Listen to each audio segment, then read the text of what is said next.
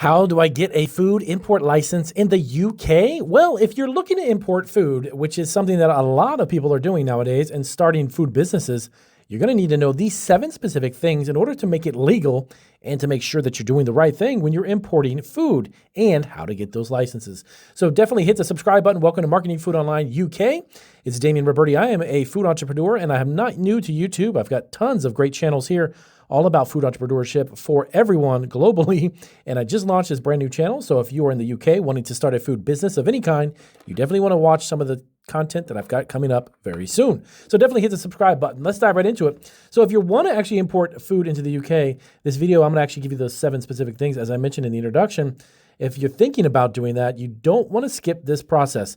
Without the right license and approvals, your shipment could get seized, destroyed, or even sent back, costing you thousands of dollars. Now, here's everything you need to know on how to legally import food in the UK and start by making money. Number 1, do you need a food import license? Let's just ask that up front. Well, not all food imports actually require a license, but certain high-risk foods do. So if you skip this step, you could be in some serious legal trouble. So foods that actually require special import approvals are the following: meat and dairy products, which include raw, cooked, or even processed meat or dairy.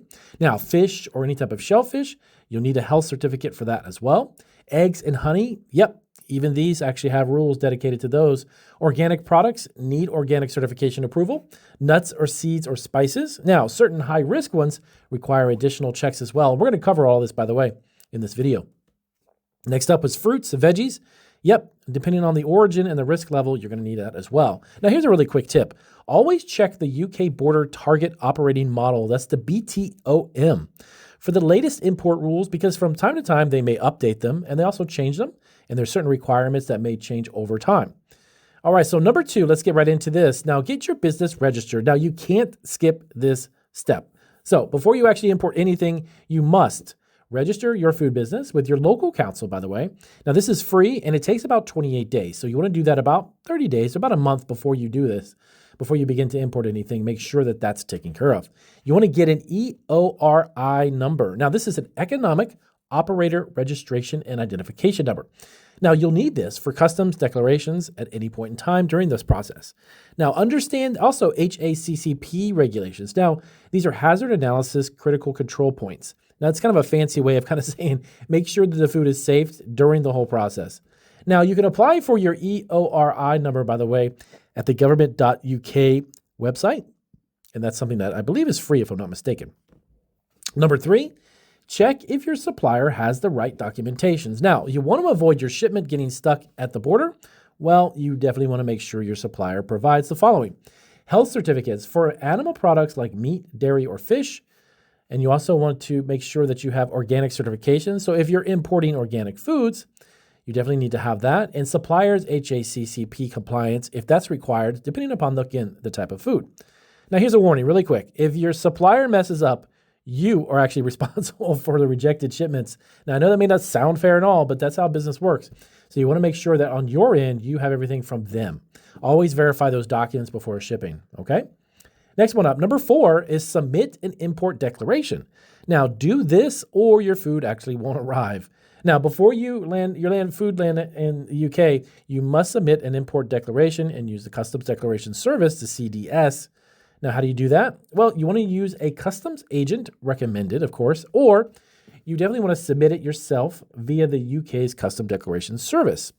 Now, the tip of the day for this one is if it sounds confusing, hire a customs broker.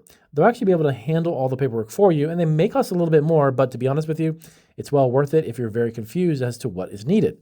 Number 5, know your food safety and labeling laws, or risk getting fined. So the UK actually has very strict food safety laws. Now, here's what you must follow in order to make sure you adhere to them. Now, food labeling must be, of course, in English. Allergen warnings are required. Best before or use by dates must be clear as well in each possible package.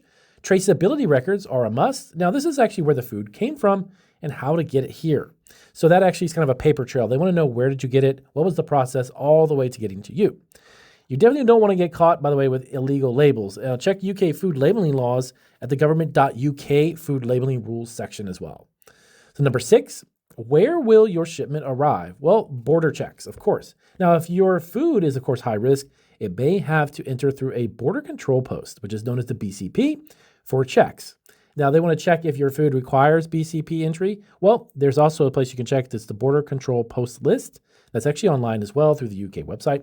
Now, you don't ship the wrong port. Now, if your food needs BCP clearance and arrives at a non-approved port, your entire shipment, by the way, could be rejected, and that means you do not get your food back. So, number 7, last but not least, but most important, pay import duties and VAT. Now, that's the value-added tax, by the way, VAT.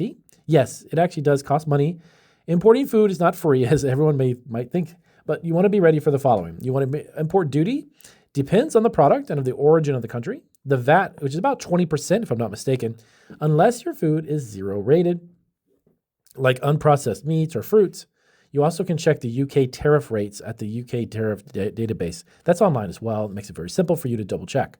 Now, here's a tip. If you're importing from a country with a trade deal with UK, you might get reduced or 0 duty rates actually. So let's recap. Final warning, don't lose your shipment. And in order to do that, I've definitely seen importers lose thousands of dollars because they've skipped just one of these steps.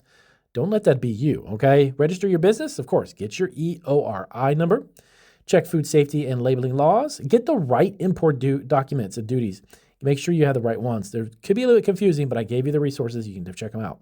Use a customs broker if needed, and make sure your shipment arrives at an approved port. Now, do this right, and you'll be bringing amazing food products legally and, of course, profitably in no time. So anything more, you definitely let us know down below. If you have comments or questions, we'll definitely get to it as soon as possible.